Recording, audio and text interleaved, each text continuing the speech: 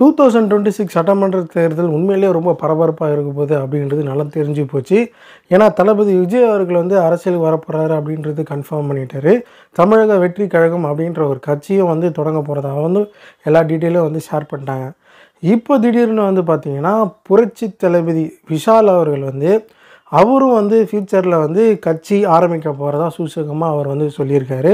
அவர் ஏற்கனவே அவருடைய ரசிகர் மன்றத்தை வந்து மக்கள் நல மன்றமாக மாற்றி அவருடைய ரசிகர்கள் மூலயமா மக்களுக்கு வந்து நிறைய சேவைகள் தொடர்ச்சியாக அவர் வந்து செய்துட்டு வராரு.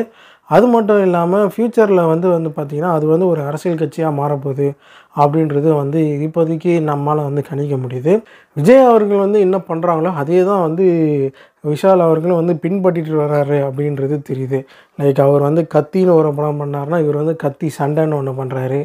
அப்புறம் அவர் வந்து புலின்னு ஒரு படம் பண்ணார்னா இவர் வந்து பாயும் புலின்னு ஒரு படம் பண்ணுறாரு.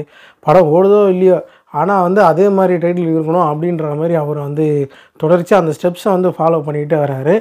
அதே மாதிரி டைட்டில் கூட பார்த்திங்கன்னா அதாவது அவங்களுக்கு கொடுக்குற அந்த பட்ட பேர் இவர் வந்து இளைய தளபதி அப்படின்னா இவர் வந்து புரட்சி தளபதி அப்படின்ற மாதிரி பண்ணியிருந்தார். இவர் வந்து ரசிகர் மன்றத்தை வந்து நற்பணி மன்றமாக மாற்றினார். அதே மாதிரி இவரும் வந்து நற்பணி மன்றத்தை மாற்றி இப்போது இவரும் வந்து ஃப்யூச்சரில் வந்து அரசியல் கட்சிக்கு வரப்போகிறாரு அப்படின்ற மாதிரி தெரியுது. 2026 சட்டமன்ற தேர்தலில் அப்போ வந்து ஒரு கடுமையான போட்டி இருக்க போகுது அப்படின்றது மட்டும் நல்லா தெரியுது. தமிழ் திரைப்படத்துறையிலேருந்து நம்ம கமல்ஹாசன் அவர்கள் இருக்காங்க. ஆல்ரெடி இப்போது விஜய் அவர்கள் கன்ஃபார்ம் பண்ணிட்டாங்க. இப்போது விஷாலும் வராங்க.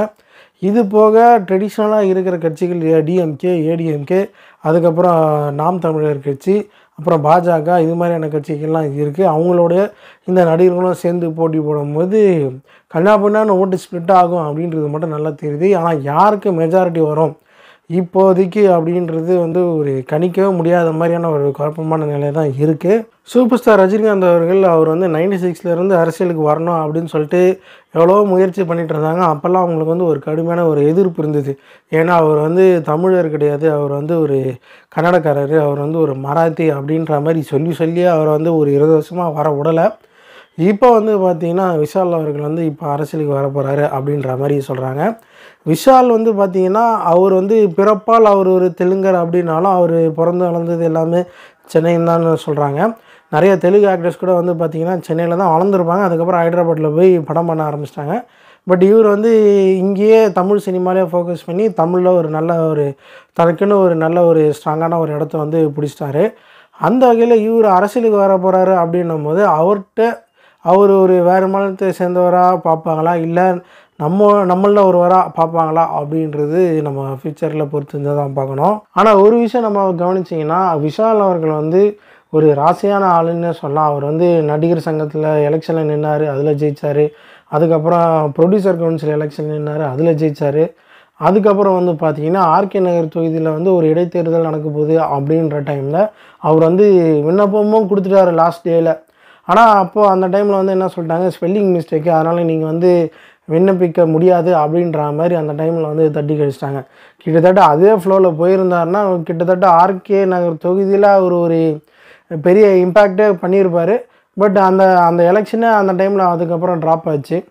இப்போது வந்து பார்த்திங்கன்னா அதுக்கப்புறம் வந்து இப்போது சட்டமன்ற தேர்தலெலாம் வந்துட்டு போயிடுச்சு. அண்டு இப்போது 2026 டார்கெட் பண்ணி அவர் வராரு. அவர் வந்து எத்தனை தொகுதிகள் ஜெயிப்பார், இல்லை அவர் வந்து ஒரு தொகுதியாவது ஜெயிப்பாரா அப்படின்றத நம்ம பொறுத்து இருந்து பார்ப்போம். ஏன்னா கேப்டன் விஜயகாந்த் அவர்களே அவர் வந்து சட்டமன்ற தேர்தலில் முதல் தடவை போட்டியிடும் போது அவர் வந்து ஒரே ஒரு தொகுதி விருதாச்சலத்தில் அவர் நின்று ஜெயித்தார். அதுக்கப்புறம் வந்து பார்த்திங்கன்னா ஒரு கட்டத்தில் ஒரு எதிர்க்கட்சி தலைவராகவே அவர் வந்து ரைஸ் ஆகி ஒரு ஸ்ட்ராங்கான ஒரு நிலைமைக்கு வந்தார். அதுக்கப்புறம் அவருடைய உடல்நிலை சரியில்லாத காரணத்தினாலே அவரால் முழுமையாக வந்து அரசியலில் ஃபோக்கஸ் பண்ண முடியாதனால அதுக்கப்புறம் பார்த்திங்கன்னா அந்த கட்சி வந்து படிப்படியாக குறைஞ்சி மக்கள்கிட்ட அவங்க அந்த கட்சிக்கே இருந்த செல்வாக்கு வந்து காலப்போக்கில் அது வந்து குறைஞ்சி போச்சு. இப்போவும் ஆனால் எல்லோரும் சொல்கிறாங்க அவர் வந்து இருந்திருந்தாருன்னா நல்லபடியாக இருந்திருந்தாருன்னா கண்டிப்பாக இந்த டைமில் அவர் ஒரு சிஎம்மாக ஆயிருப்பார் அப்படின்னு சொல்கிறக்கூடிய அளவு தான் அவர் வந்து ஒரு தாக்கத்தை அரசியலில் ஏற்படுத்துகிறாங்க. இப்போது அவர் பின்பற்றி வர இளைஞர்கள் இளம் நடிகர்கள் வந்து அந்த இடத்த பிடிப்பாங்களா இல்லை ஒரு சிஎம்மாக வருவாங்களா அப்படின்றத நம்ம பொறுத்து இருந்து பார்ப்போம். இதுதான் அந்த வீடியோவில் சொல்ல நினச்சது. மீண்டும் ஒரு நல்ல வீடியோட உங்களை சந்திக்கிறேன். Until then, it's bye from Murugan. So go do subscribe to the channel, guys. Bye.